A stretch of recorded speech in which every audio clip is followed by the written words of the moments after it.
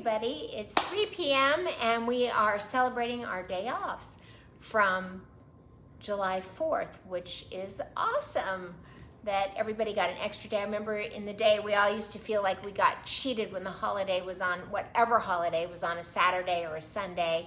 It's like, where's our day off? So yeah, so there's so many people home. It's really quiet outside.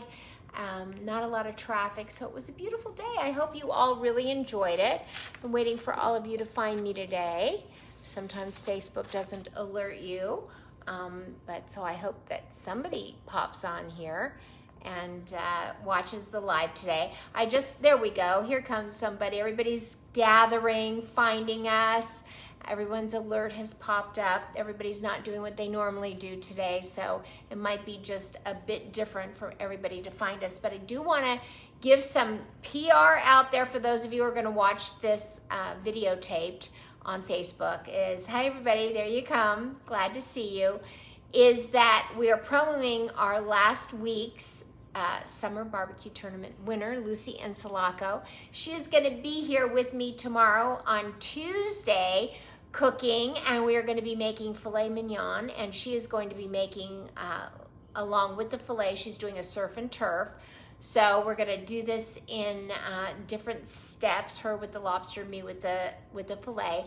What is really fun is that Lucy and I worked together 43 years ago at Channel 13, and she was my #1 camera person. I loved her to death. She was still the best in the business, and we have never been in front of the camera together. She was really nervous about it, but she is coming tomorrow to cook with us because she is the summer barbecue tournament winner, so I'm really excited about that, so please join us.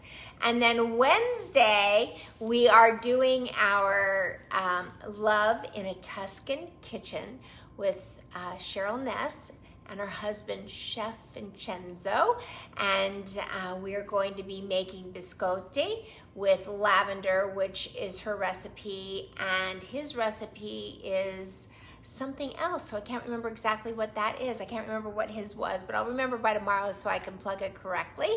And we're very excited to have them here. And then Thursday, I know this is like a busy week because what happened is Cheryl and her husband had to cancel last week, so we got a lot of jam-packed things happening this week.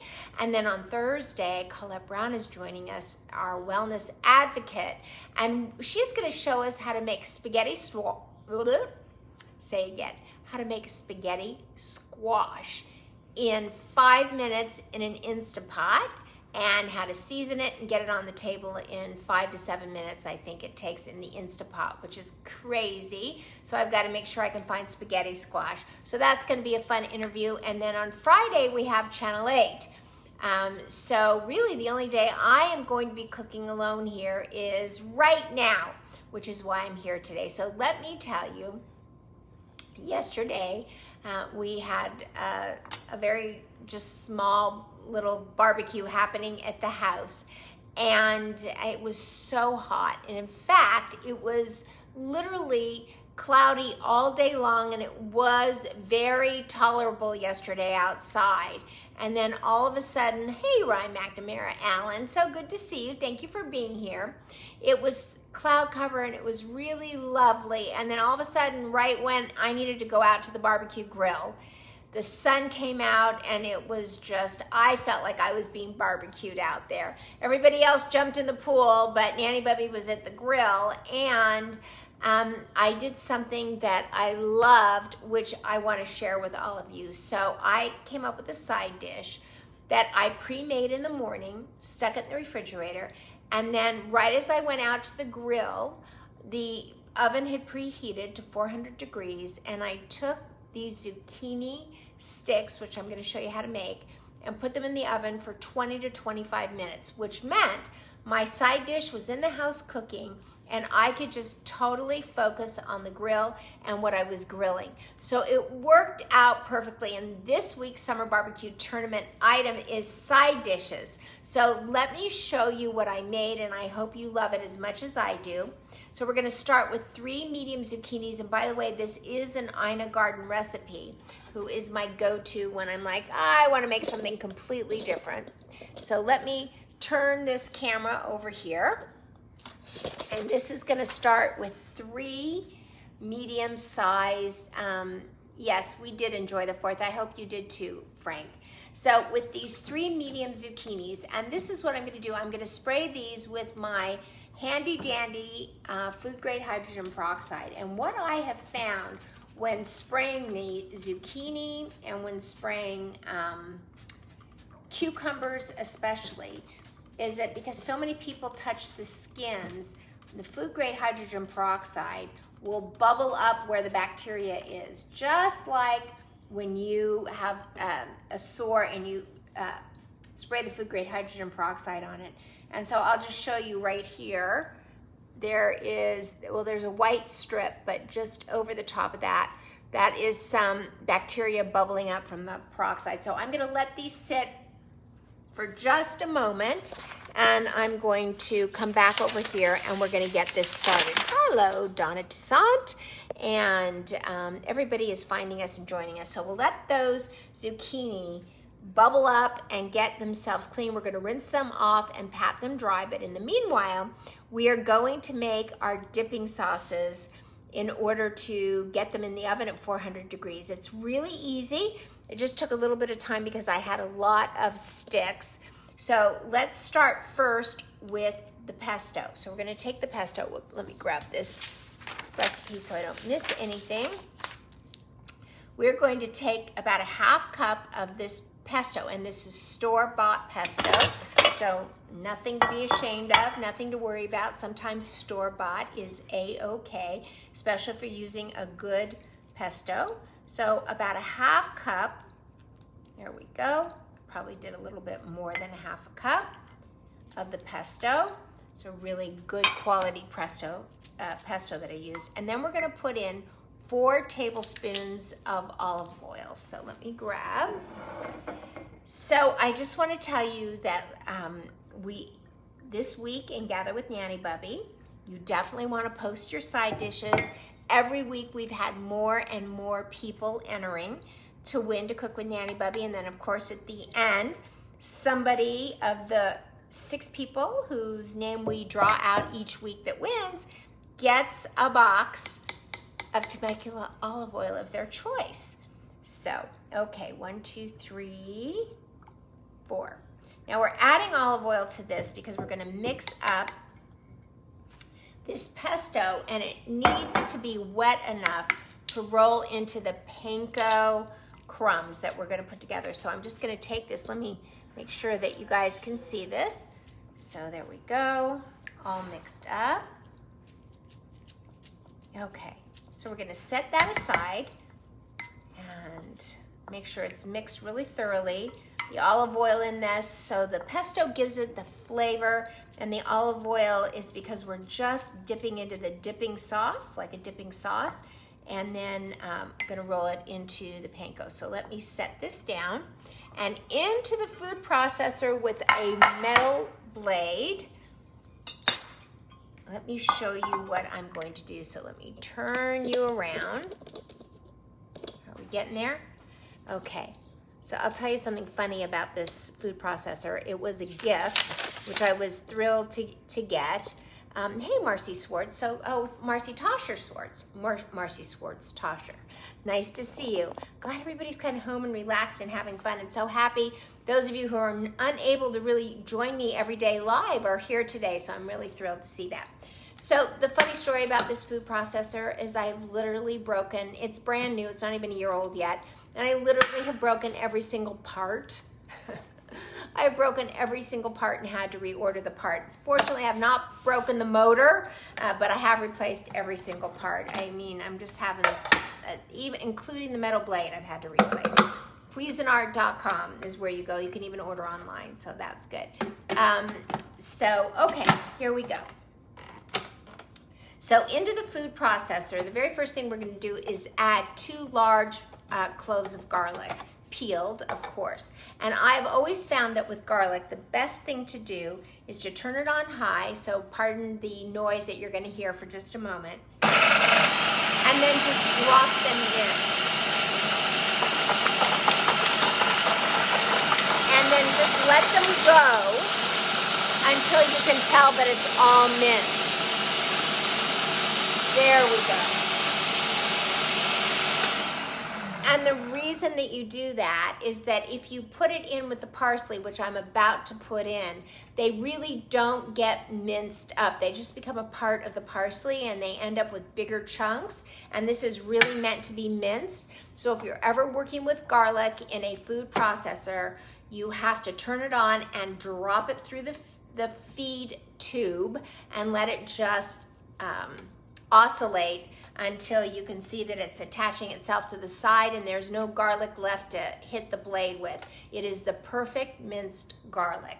And so other than mincing it myself, when it calls to go into a food processor along with a big bunch of parsley like this recipe does, then that's the way to do it. The recipe actually called for the parsley and the garlic to go in the food processor at the same time, but that's where Ina and I part ways. Okay, so we're going to cut this, about a half cup of this beautiful, look at this. Yes, Frank likes olive oil. Good boy, Frank. So Frank, where are you on this 4th of July? Where in the world is Frank Solly? Okay, let's put this aside right over here. Tell us where you're trucking to this week, Frank. All right, and then I'm just gonna do a rough chop on this parsley like this. You guys can all see that, I am sure. Okay, Frank is one of our daily watchers. He's so great, he's so conscientious, he never misses, he always posts in Gather. Hey, Tom Roberts, how are you? Tom Roberts. Going to make a big splash in a couple of weeks for all of us in Clark County. Those of you that join us from Las Vegas. Some of you join us from all over the country, but Tom Roberts is a notable individual and you'll be finding out why very soon. Okay, so we're going to take this half cup of parsley and placing it right here into the food processor, and then we're going to turn it on so that the parsley also gets minced. So we're ready to put this like this. Whoa. Take that off and then put it. Okay, there we go.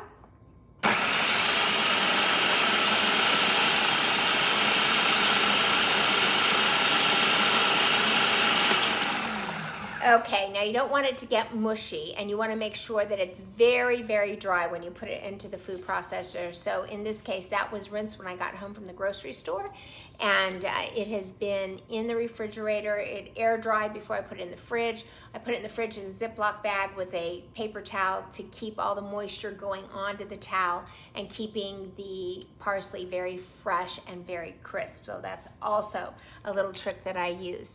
Okay. And now what we're going to do is we're going to add 1.25 cups of panko breadcrumbs. So let me tell you about the panko. I keep my panko in the freezer.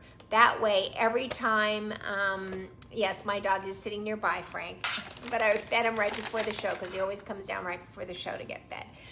I keep my panko in the freezer because I only use maybe a cup at a time. And so basically I would end up buying the panko, use the cup, it would sit in the cupboard for 3 months and then I throw it away. But in this case, I keep it frozen and then that way it's still fresh and I go in, and in this case, I want 1.25 cups and we are going to add that. I just want to read through this recipe really quickly because I don't want to make a mistake. And you know how I feel about actually reading through recipes. I'm going to add the panko, the Parmesan, the red pepper flakes, and a teaspoon of kosher salt and a half teaspoon of pepper right into the food processor. Okay, so here we go. 1.25 cups of the panko breadcrumbs. There we go. Let's get a cup.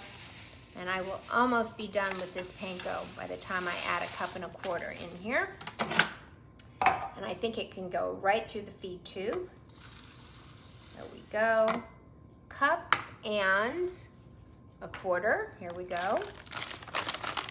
And there will not be much panko left by the time I do 1/4 cup. In fact, that's it. It's all going in. There's not that much. I think I'm just a little shy of 1.25 cups. So we put it all in. No biggie. No big deal. There we go. All right. Add to that a pinch of red pepper flakes. There we go.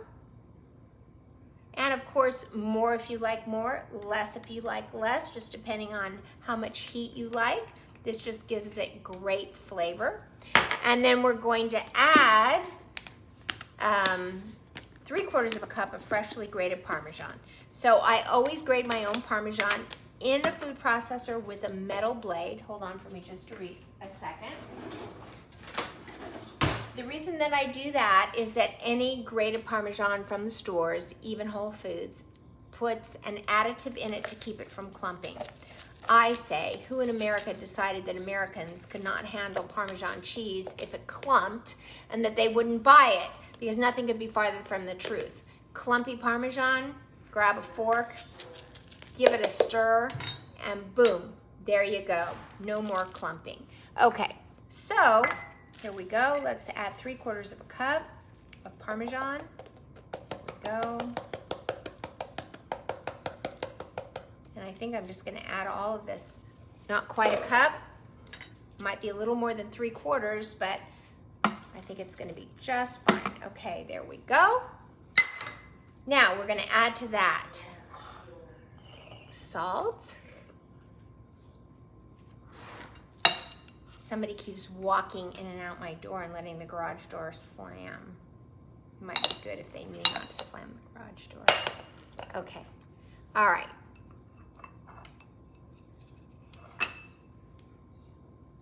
Half a teaspoon of pepper. Okay, and we're gonna put in the remaining 4 tablespoons of olive oil. Ready? Okay, so 1, 2, and this is just so it comes together. 3 and 4. Okay, there we go. All done. Okay. And this is really the hardest part.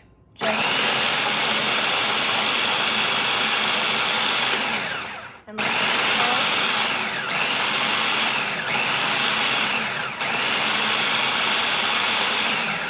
all done, just like that, all good. And then we're just gonna simply take this, move this off, place it over here.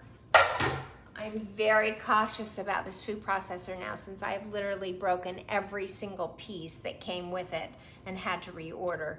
So I'm trying to learn my lesson. I think that the way that the food processor I had before I got this one, which I got for my wedding 41 years ago, literally it's the way that you worked your hand, the way that you put it upside down, and it just ergonomically, I was working with it in a very different way than I work with this one, and boy, have I paid a price, no pun intended, as a result. Okay, so I'm gonna grab this rubber spatula here and pull out, there we go, let's pull out the blade.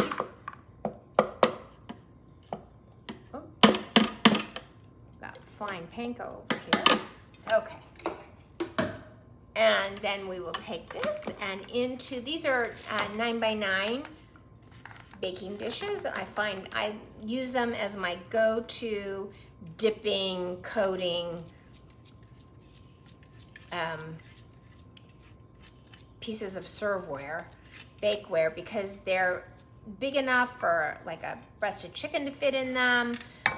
No matter what size you're breading, these are just the perfect size. So these are always my go-to. You know, egg and a little bit of breadcrumbs fit perfectly in there. So when you're dredging something through eggs, I find these to be perfect. Okay, so in just a minute, we're gonna take this and we're gonna use it, and I'll show you exactly how I make these zucchini sticks. But before I do that, I wanna bring you over here.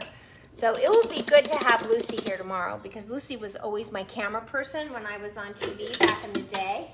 And when I started this cooking live segment, I was always like, oh my God, you know, when Lucy became a follower, which I hadn't seen her in many, many years, I kept thinking, oh my gosh, like she was so good behind the camera, and here I am, talent and camera person, and not doing so well, like, and then she was so cute. So look at, do you see that little foamy white?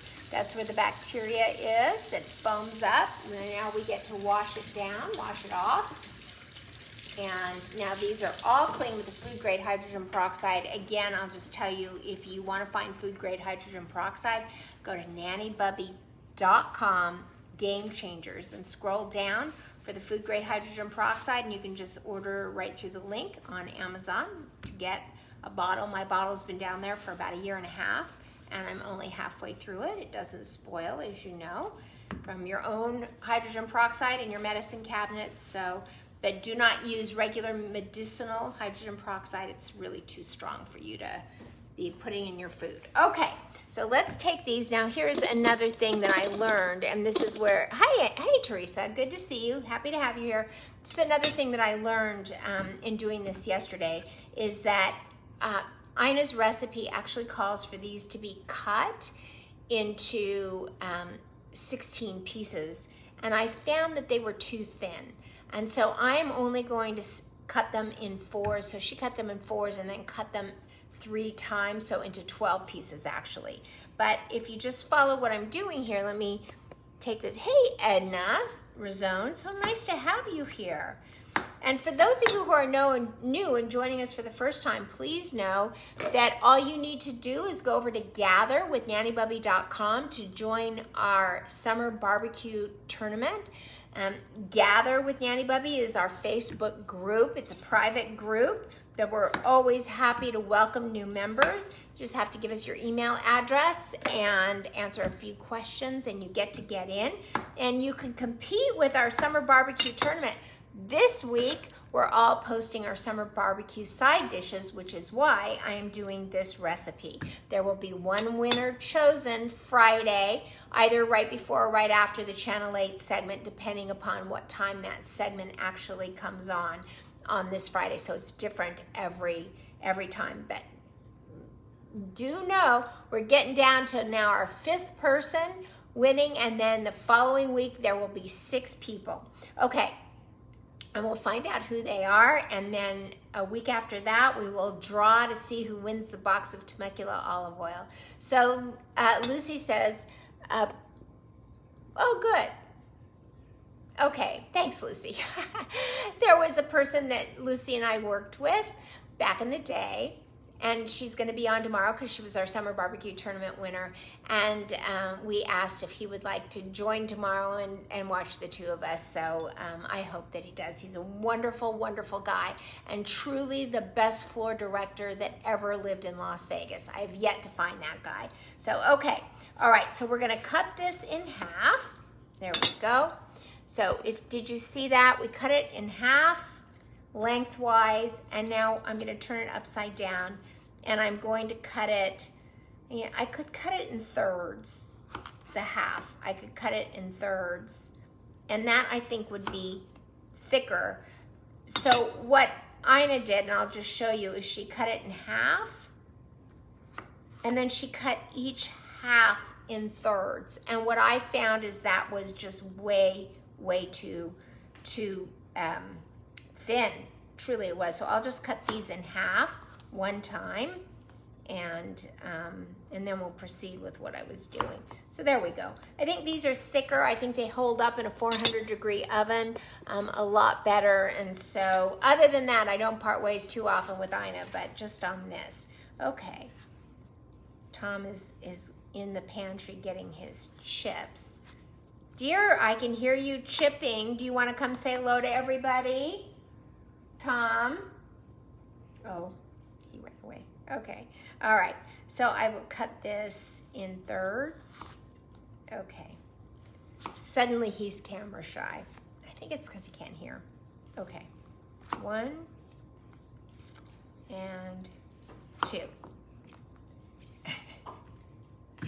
Do I tell him he has to shut his door so I cannot hear him chipping away, crunching away? Okay. All right. Hey, Cynthia. Loved your post of the paella yesterday. That was so amazing.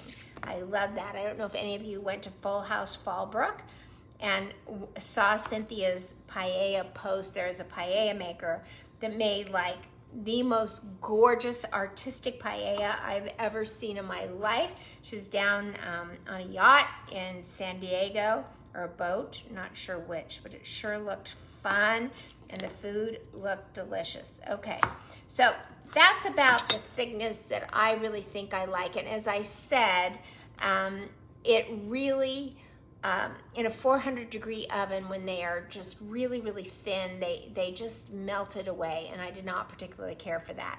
So we're gonna pull our dipping up here so that you can watch the process. Here we go. Let me move this. Okay. And now I'm gonna show you just one more little trick that I have discovered. Put these nice together like this. Can you guys see that? I just have to redirect the camera. Ah, Lucy, what I wouldn't give to have you here every day. No kidding. Okay, let me turn this a little bit. There we go. Okay. All right. There we go. All right. So I don't know if I showed you this or not, but here is the sheet pan that we're going to use. But this is parchment paper that I found on Amazon, and usually I use the parchment pop-ups, which I love, but these are really, really cool. So it's just sheet like your saran wrap that you get at Costco with your Kirkland saran wrap. I just kind of measure it out. Usually it's going to be just a little bit bigger, just because you're holding it. I just kind of hold it like that, and boom, all good, all done, all measured. There we go. Okay, so I'm gonna place this over here next to us, and I'm gonna simply, let me switch places. I'm gonna go from right to left. Make sure that you've got a good camera angle here. Can you all see this? There we go. For some reason, I'm not getting the right angle, but okay, how's that? I think that's good. Hey, Joy Gallo, always so happy to see you. I know it's few and far between, but I know that you're here when you can be, and I love seeing you. And I just want to remind all of you that everybody can be a winner unless you've already won one time. So Frank and Lene and Lucy and Judy Woods have all cannot, even though they're posting, which is great, continue. My winners are leaders. So my leadership winners, you have to continue posting because it inspires everybody else to get involved, not be shy. Excuse me, but they cannot win again. Okay. I have to, you know what it is, that garlic. Excuse me. I took a big inhale, and that garlic over here just like went into it. So, okay, we're dipping the Parmesan. Can you see that? Just enough to coat itself in the flavor of the pesto and the oil. And then right here into the panko, just kind of pour it on, give it just a little, and there it is. And I'm just gonna take that and layer that right here. Let me show it to you, right here, onto the sheet pan with the parchment paper. And of course, you know, I'm very anti-tin foil, so always use parchment paper.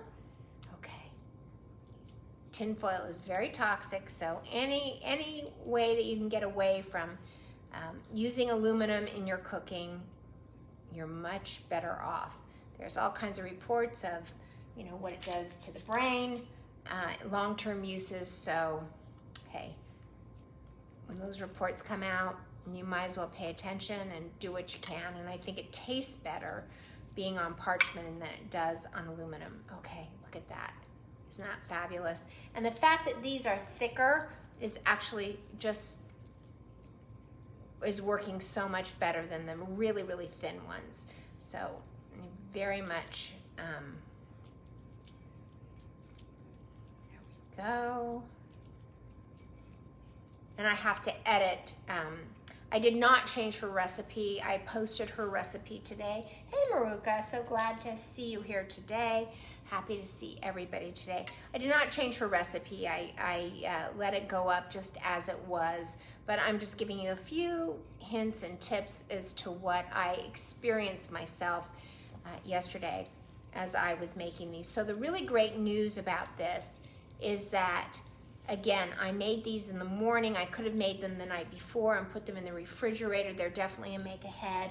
And what I did is I turned on the oven, preheated it to 400 degrees, and right before I walked outside to take everything to put it on the barbecue, I simply put these into the oven.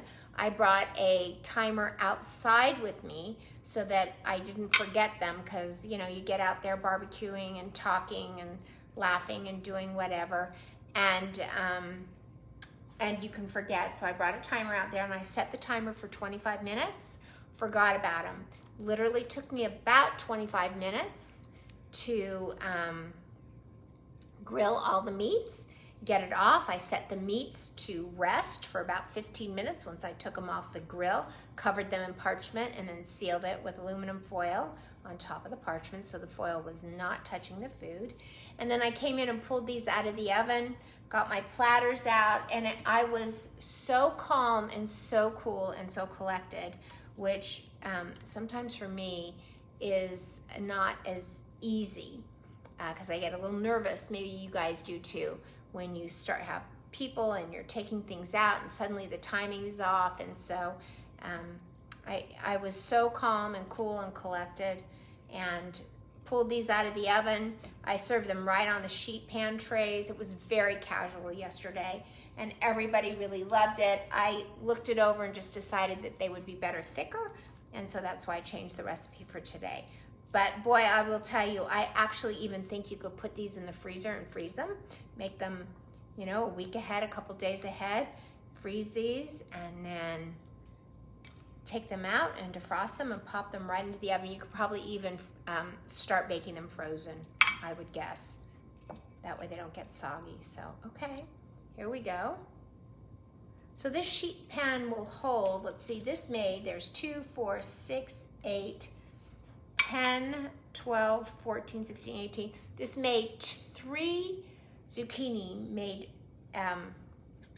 16 zucchinis, which is not bad, is it? Everybody had a chance maybe to have 2 or 3.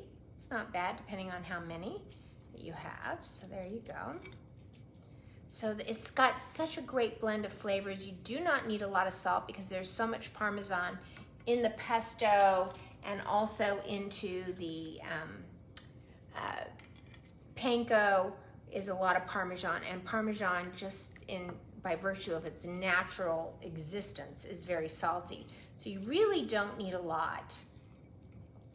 There we go. And you know, this is so beautiful because the green just looks so beautiful on the table, and it's just really, really grand. So here we go. There we go. Almost through it, almost running out of room on the baking sheet. But let's see what Frank said. Frank, oh, Jen Hill said, hey there, Jen, how are you? So glad to see you. My hands are dirty, so I can't scroll down right now to see what Frank said above. So Frank, I know you're watching, if you want to retype it, maybe you can do that. And Frank, did you tell us where you are in the world? Where in the world is Frank? So Frank, let us know where you are. Okay, so I've got 1, 2, 3, 4, 5 left to go. I may not have the room on the cookie sheet to get it all done, but there we go. What's really great is that with the small amount of chili flakes that I put in, red chili flakes that I put in, is that they basically, like each bite has just a little bit of spice that gets into it. And then the garlic also add the spice. And there was so much spice in that finely minced garlic that when I walked over here to start making it, like I inhaled and I took one big inhale of all that garlic. So, I mean, that's how potent and spicy and yet flavorful. And you know, the parsley gives it its green color. Just look at how beautiful that is. Gives it its green color while at the same time it softens all that spice. It's a really nice blend. So I'm still going here.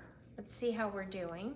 Now, if the pesto gets a little bit thick, then I would just add a little bit of olive oil to it just to soften it up and to liquefy it just slightly, thin it out. And there we go. Okay.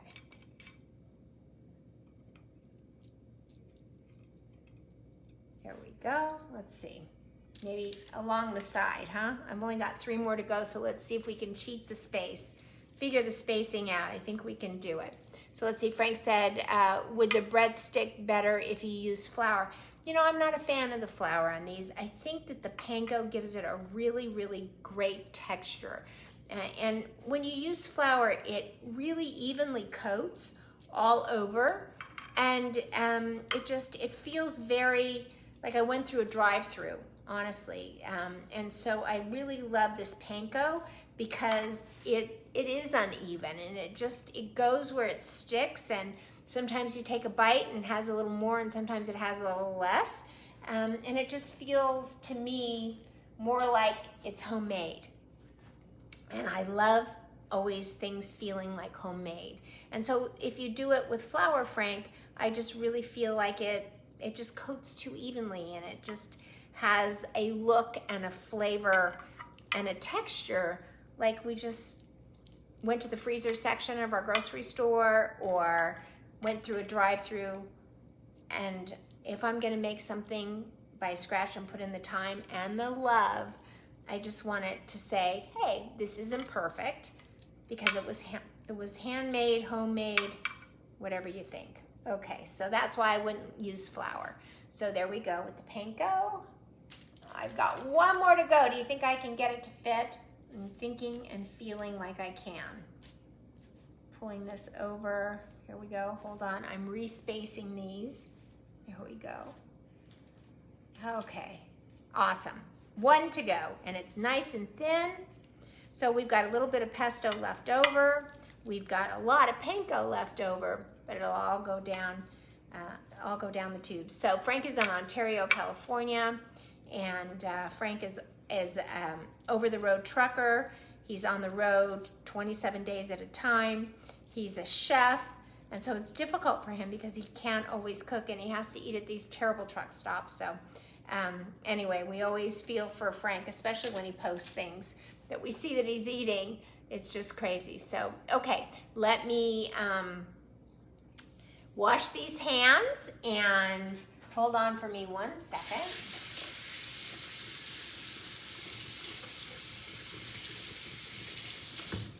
I have panko under my nails, so use this iPhone to reset your Apple ID password. Not now. I really don't honestly know what to say to that it popped up right now. So I feel like my husband was hacked over the weekend, so I'm not going to say yes to anything right now. So that's it. Let me take a look at this along with you. Do you see how beautiful that looks? Look at that. Isn't that gorgeous? And we're not going to do anything to this. If I'm going to bake it off right now, I'll just put it in a 400-degree oven and bake it right off. If not, I'm going to cover this with parchment and then aluminum foil to seal it, stick it in the refrigerator until tomorrow when I could bake it off. And or I can literally, hey Judy, thank you so much. Or it is so yummy, trust me it is. Or I can put it into the freezer. And I really believe that you would take it out of the freezer and literally put it into the oven frozen so that it doesn't get soggy. It just is a heat. I might turn the oven up to 425 degrees, just an extra 25 degrees. And that's it. So that's it for today. This is my summer barbecue side dish, and I'm loving this. 20 to 25 minutes right into the oven, and I didn't have to pay attention to it except to take a timer out to the barbecue with me while I was barbecuing the meats, which really, when would it take more than 20 to 25 minutes? Not very often. And then the timer went off. I took the Parmesan sticks out, and it was absolutely fantastic. So Judy says, would this mixture work on fish? Wow, I think it would be fantastic on fish. In fact, we're having salmon tonight, so I'm taking you up on that one. That is a fabulous idea. The Full House Fallbrook, Lucy, Full House Fallbrook. That's the Instagram account. Okay, so go to Full House Fallbrook, and that's Cynthia, and go look at those pictures on Instagram of that paella. You will just literally die 1,000 deaths. Like, it literally looks like he painted the top of the paella. It was gorgeous. Who knew there was such a thing? You're very, very welcome, Lucy. I know that Cynthia would love to have you. Give her a thumbs up and say hello to her when you get there. And that's it for today, everybody. Happy day off for the 4th of July. I know we all celebrated yesterday, but today to have time off is absolutely, I made a mistake. So your paella was not on Full House Fallbrook. It was on what, Cynthia? Cynthia Berman at, hey Denise, how are you? Thank you so much. Cynthia, really quickly, type where they can find that paella. Or can you just, well, I guess she doesn't want to repost it in Full House, but I'm guessing if it was her other account, it was Cynthia Berman. So go to Cynthia Berman and let me know, Cynthia. I know you're typing, there's the delay. So let us know really quickly. You're welcome, Joy. Thank you so much. Yep, Lucy is asking, Cynthia, yep, Cynthia Berman, there you go. All right, so go to Cynthia Berman on Instagram, find that paella. Oh my gosh, Cynthia, did he give you a recipe? Because that would be so fun to make. I'm not sure we could make it look as beautiful as what he did. He's a true artist, but it was really something to see. I bet you got so many comments on that. It was just fantastic. Okay, everybody, love you. Remember, tomorrow, Show with Lucy, our summer barbecue tournament winner. Wednesday, Love in a Tuscan Kitchen. They're back. We're going to get to do the segment we were unable to do last week. Thursday, Colette Brown. We're going to talk to our wellness advocate and learn to make spaghetti squash in Instapot that takes 5 to 7 minutes. And also she has an amazing mixture for gluten-free breads and non-swelling breads, a bread that does not cause inflammation in your body. So I'm really, really excited about this week. Channel 8 comes on Friday. Our this week's summer barbecue tournament winner comes this Friday, and then next week we're going to pick the 6th winner, which will be drinks and cocktails, and then we'll put everybody in a hat and see who gets the box of Temecula olive oil. Sounds so fun. I love you all. Thank you so much for joining us. Remember, you can find food-grade hydrogen peroxide and any of the other items that I use on nannybubby.com/gamechangers if you want to just find a quick link to find them on Amazon. Most of them are all there. I try to keep up with it, but some days it's hard. Anyway, thank you so much. Happy 4th, happy day off. On the count of 3. 1, 2, 3. Go out and spread love like butter. Thank you, everybody. Have a good night.